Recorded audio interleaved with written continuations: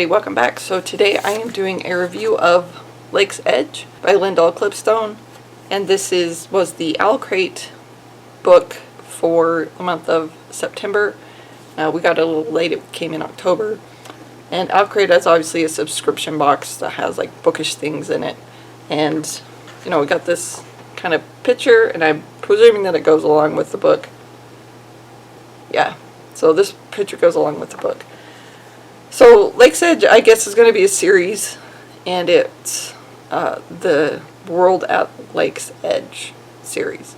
And we follow a girl and her brother, and there's something different about them. They're in this town, and they're pretty much shunned, and they have certain things about them that people don't like. The tithe collector comes, and he's known to be a monster, and when he sees the brother, he decides, like, oh, I need you. Because he sees something in the brother, and he decides to take them, and the girl insists that she goes too, and they're taken to Lakesedge, where there's this cursed lake, and the monster supposedly has killed his entire family at the Lakesedge.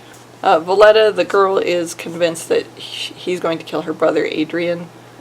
The monster, whose name is Rowan, certainly is cursed.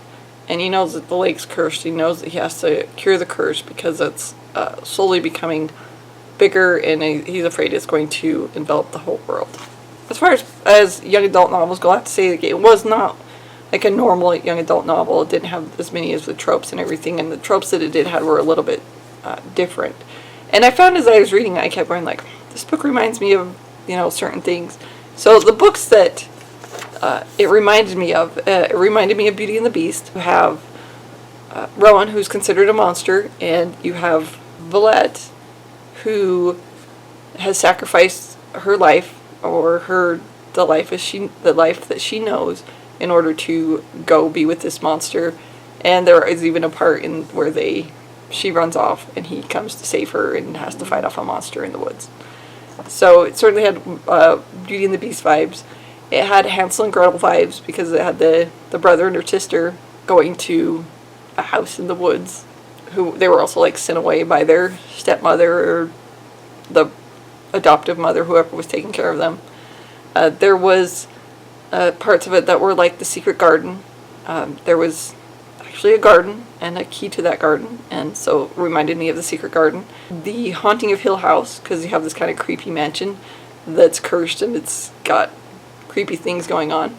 The Snow Queen, I think that the parts of it that were like that is, there's, in the Snow Queen, in the actual fairy tale, there's this mirror that only lets you see everything horrible in the world that was broken, and shards went everywhere, and it seems like maybe some of the characters in this book were exposed to that or had a shard in their eye.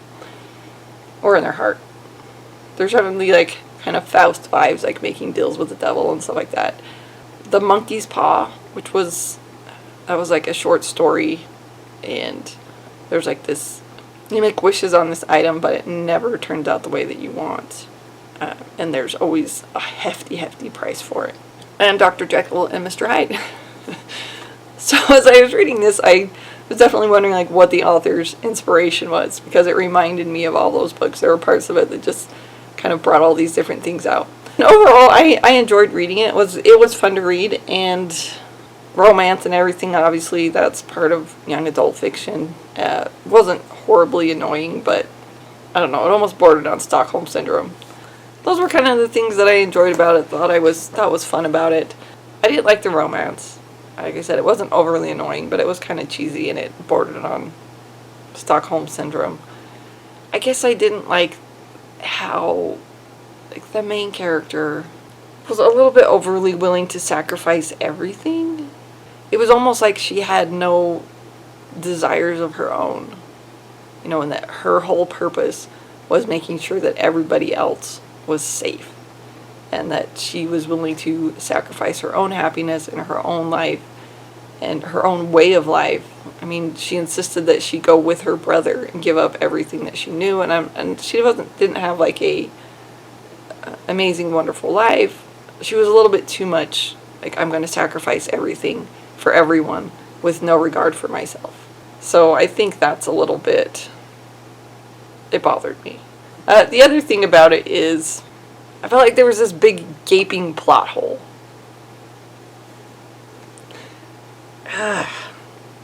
That she was given an opportunity to do something, and she picked like the worst way to do it. That her sacrifice that she was making to make things better really, like, she didn't have to, because it looked like there was this big, without trying to get into too many spoilers, the person that she's making a deal with kind of lets her know that he needs her, that he, you know, that her power or her magic or whatever is the only thing that can fix this certain problem. Instead of looking at it like, oh, he needs something from her, because she also needed something from him. But she ended up giving up a lot, even though, like, he needed her. And she didn't even consider that maybe she had some bargaining power. She just accepted whatever price he insisted from her, or whatever price that she was willing to give.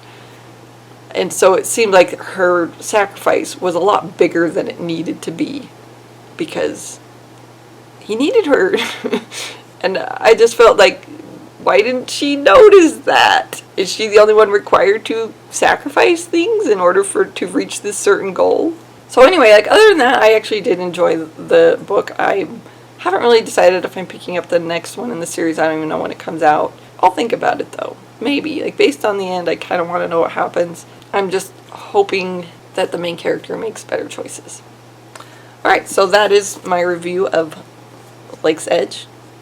If you like this video, please like and subscribe. Like I said, this is the Owlcrate book for September.